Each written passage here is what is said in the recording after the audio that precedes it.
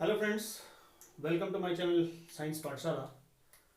मुझे उम्मीद है कि आपको मेरे बनाए वीडियो पसंद आ रहे हैं।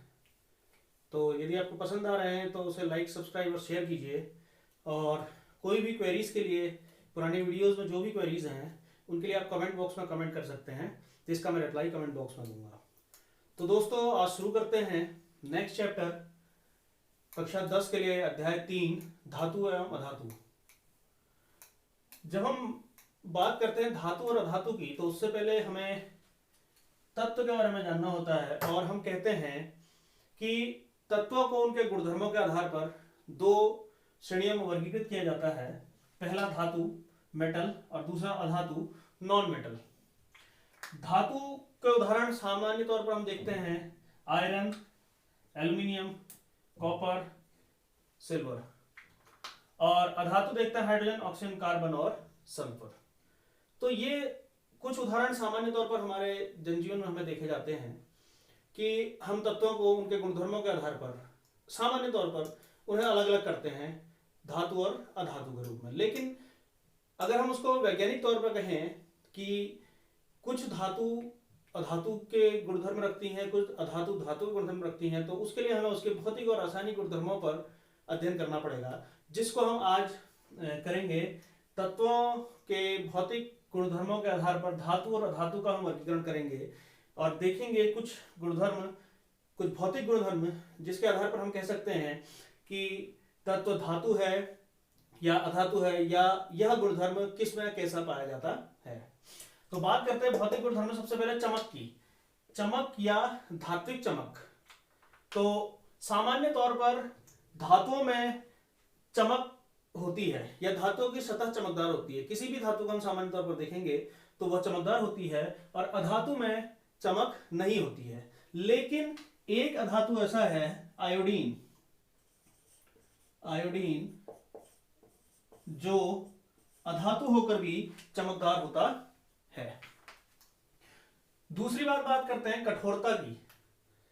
धातु और अधातु का दूसरा भौतिक गुणधर्म है कठोरता, जिस पर सभी धातु, मैक्सिमम धातु कठोर होते हैं और मैक्सिमम धातु कठोर नहीं होते हैं, वह भंगुर होते हैं।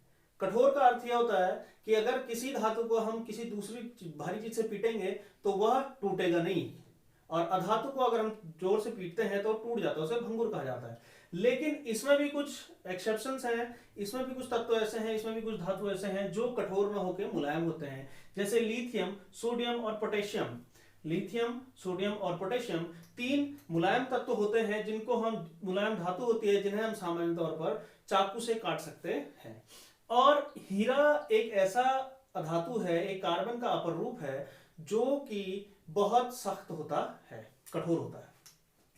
तीसरी बात करते हैं रूप की कि हमें कैसा धातु और अधातु किस रूप में मिलते हैं।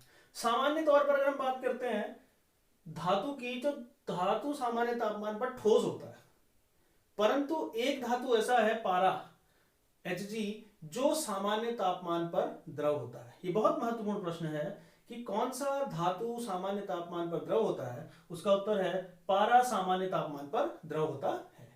और अगर अधातु की बात करेंगे तो अधातु सामान्य तापमान पर या तो ठोस और या गैस के रूप में पाए जाते हैं।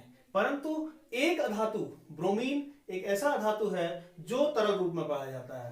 तो यहां पर हमारे दो महत्वपूर्ण प्रश्न बनते हैं कि कौन सा धातु द्रव है, कौन सा अधातु द्रव है। तो धातु का उत्तर आता है पारा एक ऐसा धातु है जो द्रवावस्था में पाया जाता है, और ब्रोमीन एक ऐसा द्रव है जो द्रवावस्था, एक ऐसा धातु है जो द्रवावस्था में पाया जाता है। नेक्स्ट हम बात करते हैं आघात वर्धिता। आघात वर्धिता एक महत्वपूर्ण गुण है जो धातु और अधातुओं को अलग अलग करती है। आघात वर्धिता का सामान्य तौर पर अर्थ होता है आघात को सहने की क्षमता, अर्थात चोट सहने की क्षमता। क्योंकि हम बात कर चुके हैं कठोरता की, तो जो ज्यादा कठोर होगा वो चोट भी ज्यादा सहन कर सकता है। एक सामान्य बातचीत की हम बात करेंगे तो आघात वर्धिता में समस्त धातु जो होती हैं आघात वर्ध होती हैं, वह हमारे आघात सहन कर सकती हैं, और अधातु जो है आघात वर्ध नहीं होती है। नेक्स्ट, तन्यता। तन्यता एक ऐसा गुण है कि हम किसी धातु को पीट पीट कर उसके पतले अगर हम तार खींच दें तो उस गुण को तन्यता कहा जाता है। तो धातु आमतौर पर तन्य होती है और अधातु तन्य नहीं होती है। आघातवर्धता और तन्यता के मामले में हम बात करें, सोना एक ऐसा धातु है जो बहुत ज्यादा आघातवर्ध है और तन्य है। सोने की को पीट कर पतली चादर बनाई जा सकती है और उसके पतले तार भी खींचे जा सकते हैं। फिर हम बात करते हैं विद्युत और ऊष्मा चालन की। क्या विद्युत और ऊष्मा का चालन होता है धातु में या अधातु में? तो धातु विद्युत और ऊष्मा का चालन करते हैं, जिस वजह से धातु को विद्युत का और ऊष्मा का सुचालक कहा जाता है। और अधातु सामान्य तौर पर ऊष्मा का सुचालन नहीं करते हैं, लेकिन कुछ इसमें भी एग्जेम्पशन है। सीसा और पारा विद्युत के कुचालक हैं, धातु होने के बावजूद भी सीसा और पारा विद्युत के कुचालक हैं या ऊष्मा के कुचालक हैं। और ग्रेफाइट विद्युत का सुचालक है जो कि अधातु है और कार्बन का प्ररूप है। नेक्स्ट हम बात करते हैं ध्वनिक।